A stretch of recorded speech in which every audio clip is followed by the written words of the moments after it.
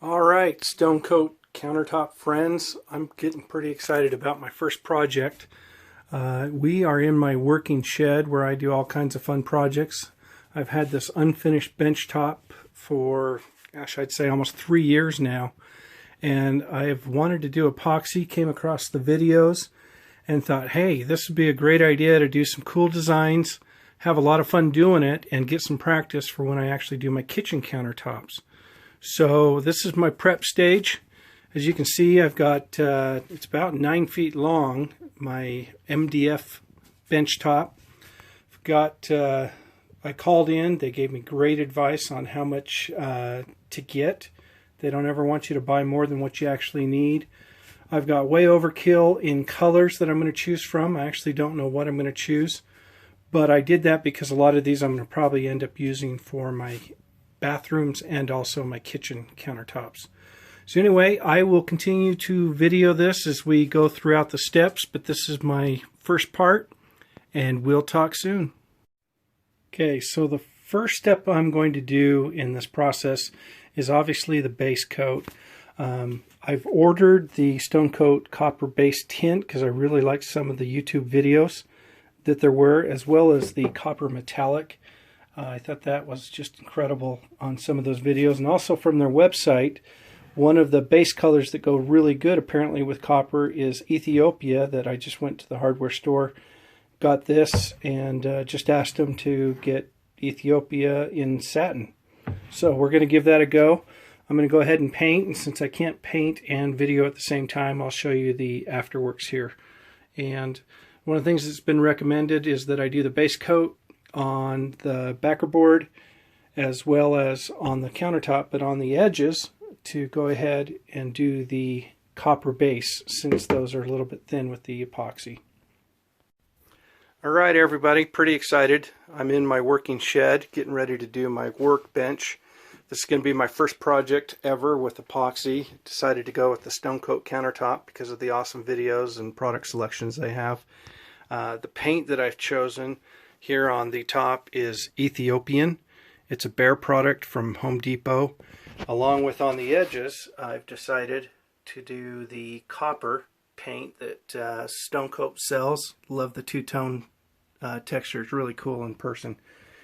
Anyway, this is the first part of the project. My next is going to be mixing, and I'm going to be adding copper metallic to my epoxy, and then I'll give some directions from there.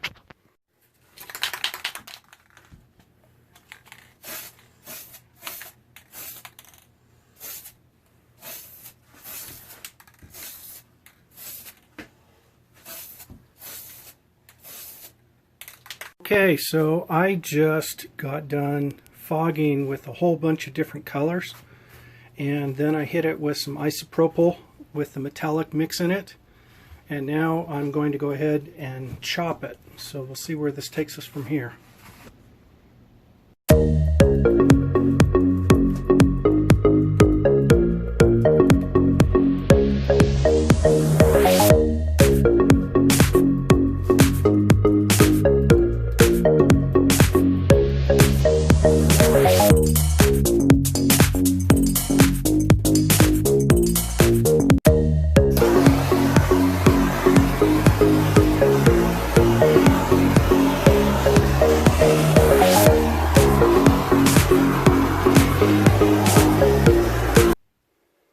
Okay, I'm done with the first color coat.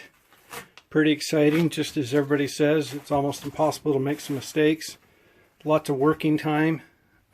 This stuff is just pretty cool. All the details, all the different metallics coming through. I think I'm going to be pretty excited about this.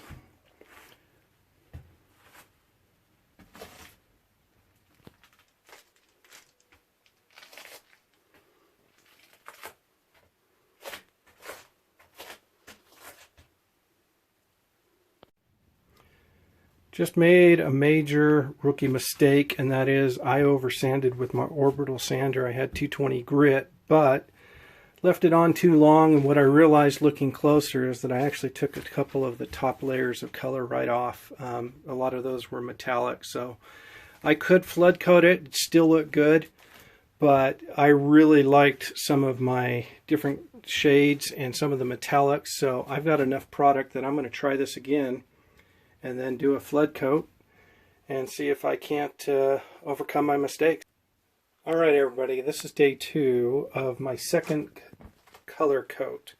As I told you already, I've learned 2 big things. One is, please do not over sand. Any colors that you have close to the surface will get buffed out and sanded out. I ruined the whole top of mine doing it that way by over sanding. So this one I've just done light scuffs here and there and did some good scuffs on the front because there were some ripples, but I've got that actually pretty smooth right here before I do the flood coat. The other thing I learned is, since I'm in a working shed, I collected a lot of heat and did it midday. It was probably closer to 85 degrees in here. If you do spray paints with that kind of heat, they tend to coagulate a little bit and will buckle up on you just like goopy paint will. So make sure you follow Mike's directions and do it between the temperatures of 65 to 75 degrees. Much hotter than that and your paint won't play well with you. So the working shed project is done with Stone Coat Countertop and their incredible instruction videos. This is my workbench, but it was serving a couple of purposes. It's also my test piece because eventually I'm going to be dropping hammers and cutting and all kinds of stuff on this workbench, so I'm not too worried about it. But this gave me some great experience for the bathrooms and for the kitchen that we have decided that we want to do, being that these colors are so cool. I don't know if you can see this or not. I'll try to get it so the glare's not there, but when you're looking at this in person, these literally look like ridges in there because it's got such a 3D dimension. As I told you in my previous video, I actually over sanded in my first layer, so this is my second one. Unfortunately, I was kind of in a panic and over rushed it, but still the stuff is forgiving. It will help you with a lot of potential mistakes that you might make. It ends up just turning out beautiful.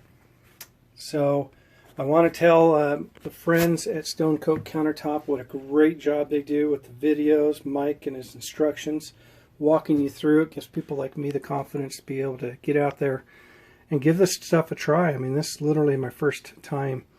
I was actually one that asked the question about level on Mike's first podcast episode, and I actually worked on getting the shed level.